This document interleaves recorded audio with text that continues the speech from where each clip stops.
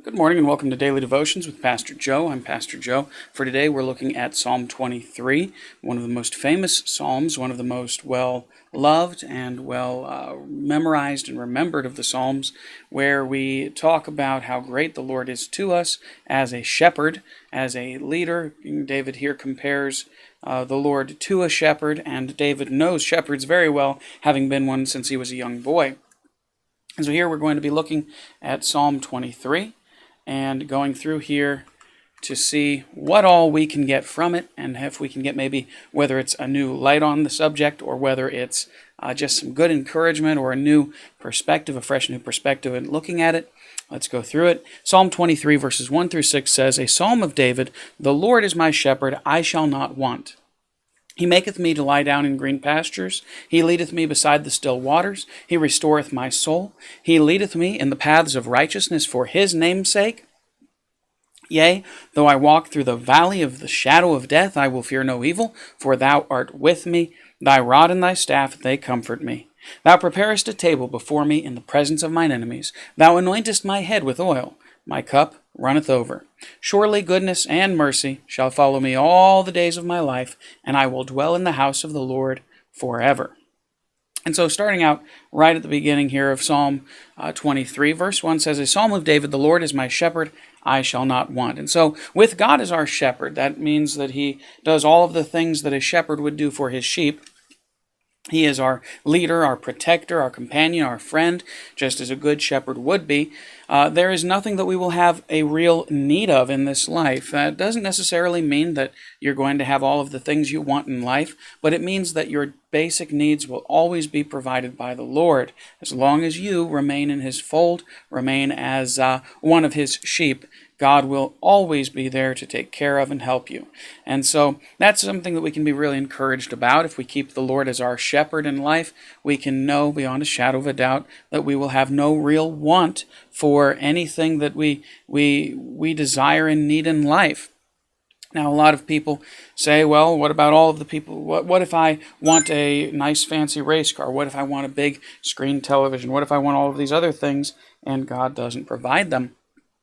Well, consider it this way. As a Christian, our wants should be more in tune with what his wants would be for our lives, which means our basic needs will always be taken care of, and the things that we desire and have a real desire for that would be pleasing to him, he will gladly give to us. Just like with my children. I can't guarantee they'll always get a cookie, but I can guarantee whenever it's at a reasonable time that they can. Just in the same way God can't be expected to always give us all of the earthly needs or earthly desires that we have, just because some of those would not be pleasing to God. They would not be something that would be useful for our lives or good for us. And God knows what's best for us, just as a good shepherd would. Verse 2 says, He maketh me to lie down in green pastures. He leadeth me beside the still waters. And this is something that I personally love this verse here. Where he leads me is a place where I flourish and can have real peace and provision. Think of the sheep. As a good shepherd, you wouldn't lead them to places that are always rocky and dry and lacking in soil and good soil and lacking in good grass and lacking in good water and starve and bring your sheep to thirst and starve to death. But instead, you would bring them to a place where they can really get a good refreshment, where they can really get the flourishing and provision of everything they need. And in a place that is peaceful from strife and trouble as often as is possible in life, and always has all of your provisions, all of your needs that you have in life. That's something great to think about. He restoreth my soul. Yes, God, he leadeth me in paths of righteousness for his name's sake. It means I can go to him and be revitalized at any point in time when I'm worn out, when I'm exhausted, when I've been through, raked through the mud and brought through places where it's been really tough. He's going to restore me. He's going to make me be able to breathe, come into an open place and breathe again. That's the idea here, to be able to come to a place where I can feel that relaxation of just getting away from the confinement and trouble of life. He leads me in paths of righteousness. The way that he leads me in ways that is in ways that I can represent him in righteousness. So he leads me in ways that I can be a representative of him. He wants to make people in this world proud of him when they see us, to think, wow, God must be really good. He takes good care of them. It doesn't mean that God's going to give you all of the riches in this world. That's something that people take all too often out of context here. But it means that for the sake of seeing how righteous you live and how good of a person you live to be because of God, that they then begin to say, well, there's something different about this person. And when they find out that it's God, that's going to be an excellent representation of him for his name's sake. And David wanted to be that namesake for the Lord, that the Lord could look and be pleased with him. Yea, though I walk through the valley of the shadow of death, I will fear no evil, for thou art with me. Thy rod and thy staff, they comfort me. And the idea of a rod and a staff being the implements of the shepherd. The rod, I'm not sure which one was which, but the rod, whether it's the rod of correction and the staff for walking, whichever way around it was. But one was for leading and one was for correction.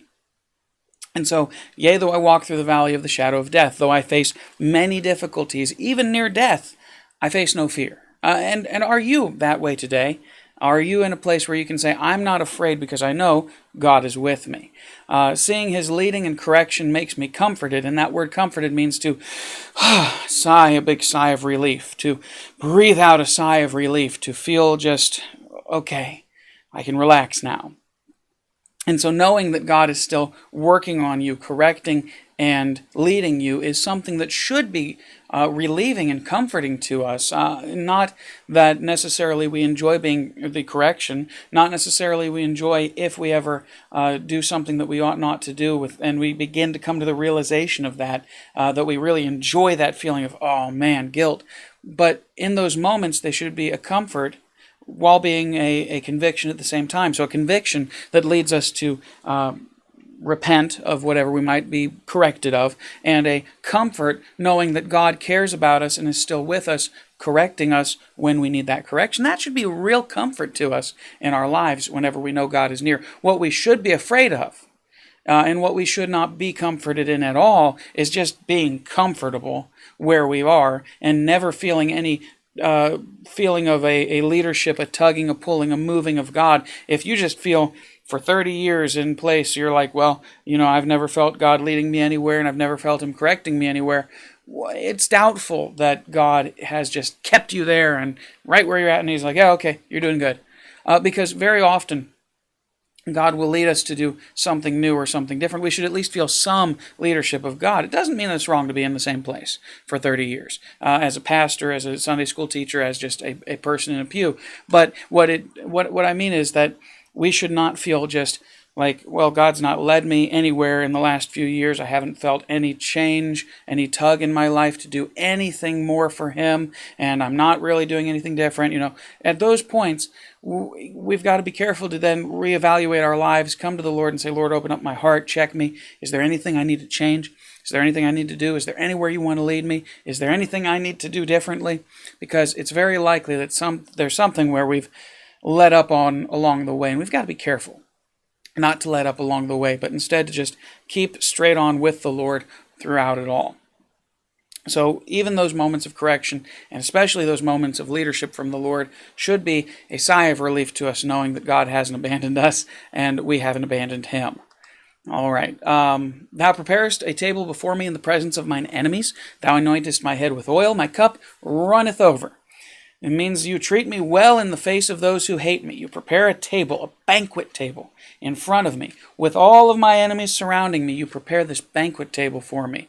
It means that even though those who hate me, they can't get any of this, but you've given it to me in front of them so they can be jealous of how good you are to me. You bless me. You anoint my head with oil. You bless me. You anoint somebody with oil.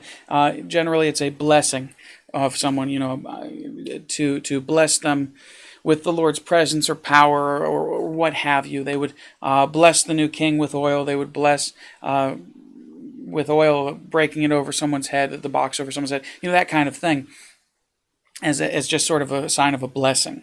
I am overwhelmed with your good. My cup runs over. I have more than enough to the point that it's splashing out to others. I am overwhelmed with you and how good you are. You are so much good to me. And I don't know why I cut that off. Surely goodness and mercy shall follow me all the days of my life, and I will dwell in the house of the Lord forever. Or, in other words, most certainly, God will bless me with goodness and mercy throughout my life. I will remain with the Lord forever. There's not going to come a time where He abandons me. There's not going to come a time where I need to worry or fear or fret or think that God isn't going to be there. God is always going to be there with goodness and mercy throughout my life. And so there you have it, the Psalm 23. The Lord is my shepherd, I shall not want. What do you think? What have you maybe gotten out of this today? Let me know down in the comment section below. Like, comment, subscribe, share this video with your friends and other social media. Thanks again for joining me. God bless. Hope you have a wonderful day in the Lord. See you tomorrow on another Daily Devotions with Pastor Joe.